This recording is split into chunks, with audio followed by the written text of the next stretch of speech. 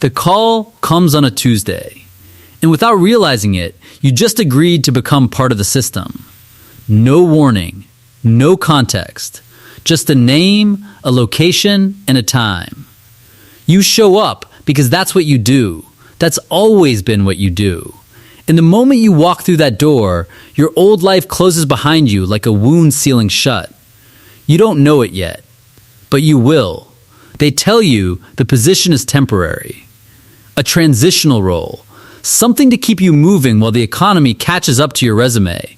The office is clean, the lighting is fluorescent, and the woman across the desk smiles like she's done this 1,000 times. She has. You sign 3 documents without reading them closely enough. That's the first mistake. It won't be the last. The job has a title. The title means nothing. What matters is the function, and the function is simple. Process, approve, escalate, close. You sit at a desk. You open a file. You make a decision that affects a human being you will never meet. Then you move to the next file, then the next. The stack never gets smaller. That's not a coincidence. That's by design. Week 1, you learn the codes. Each case gets a number. Each number gets a status. Green means continue. Yellow means flag. Red means deny. Nobody explains what happens after red. You ask once.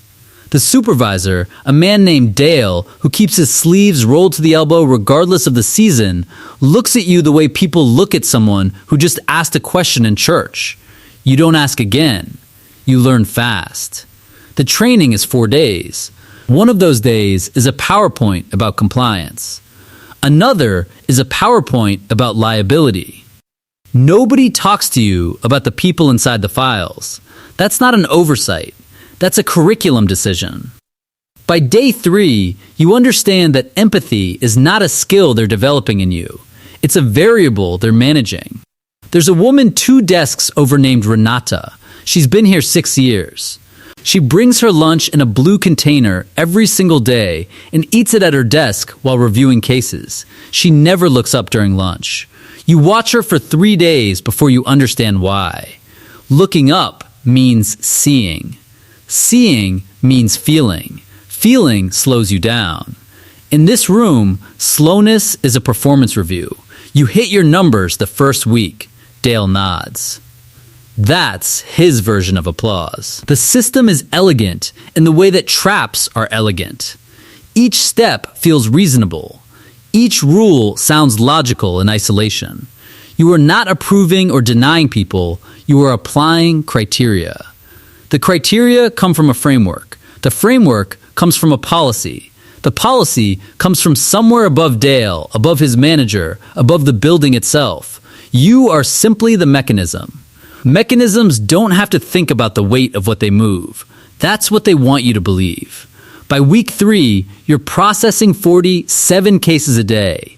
Each one is a life circumstance compressed into a form. Box 4B, employment status. Box 7, dependence. Box 12, prior history with the system. You fill in the boxes. The algorithm does the rest. Except sometimes it doesn't. Sometimes the algorithm flags a case and returns it to you for a human override.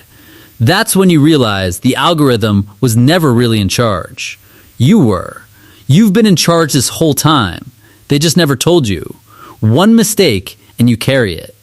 The first case you override stays with you for 11 days.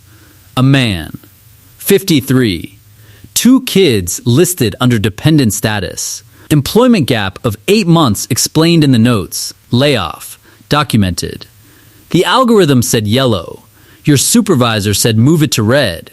You typed the status and closed the file and told yourself the system would catch it. The system caught nothing. The system was the thing you were feeding. You start noticing patterns. Certain zip codes trend red at a rate that has nothing to do with the criteria. You run the numbers in your head during your commute. The math doesn't hold. You mention it to Renata once, quietly, between cases. She sets her fork down in her blue container. She looks at you for exactly 2 seconds. Then she says, "Don't run the numbers." Then she looks back at her screen. That's when you realize you're not a new hire anymore. You're a keeper of something.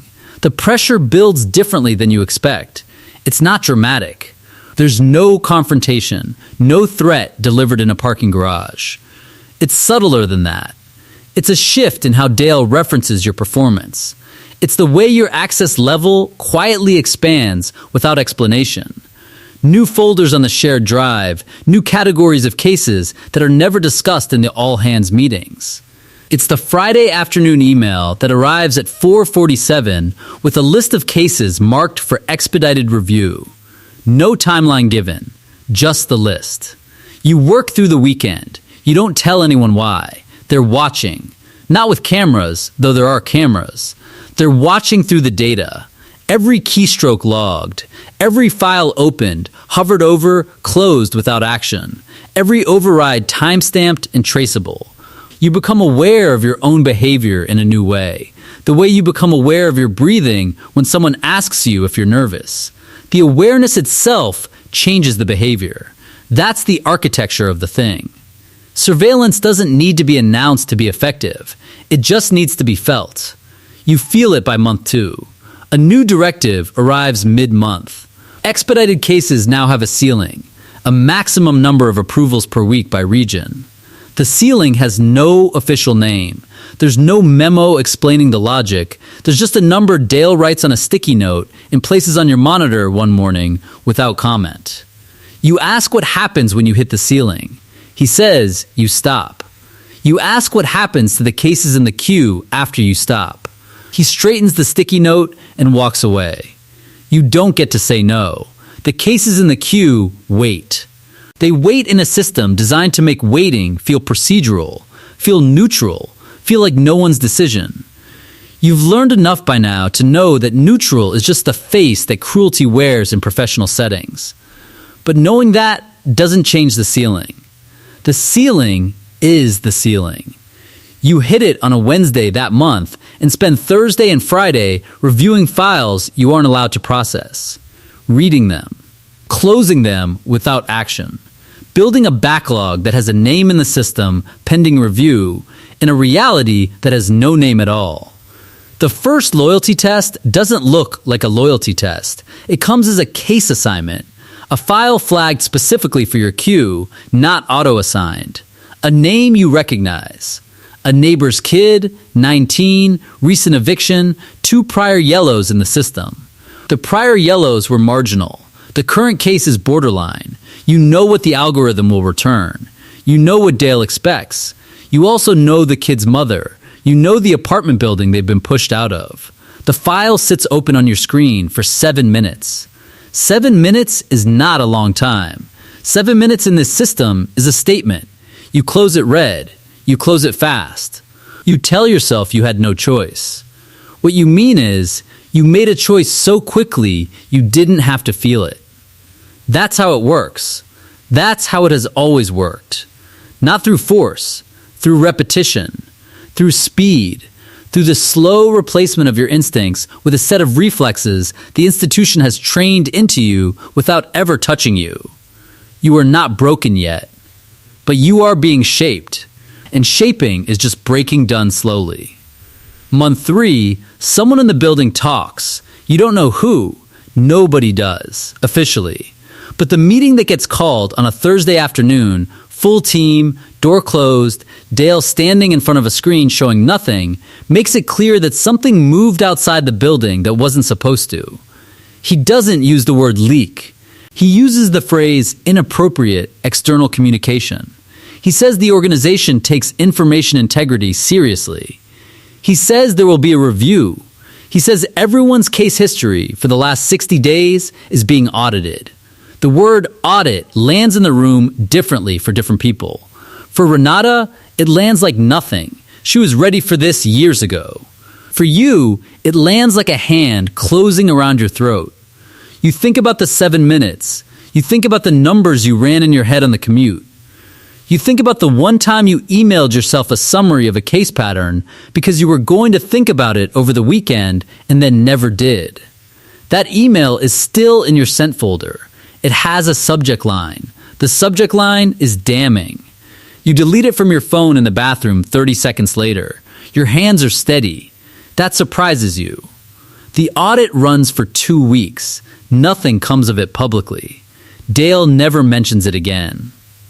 The person who talked is gone by the following Monday, not fired in any official capacity, just quietly unscheduled, their access badge deactivated, their desk cleaned before anyone arrives. This is how the system removes people.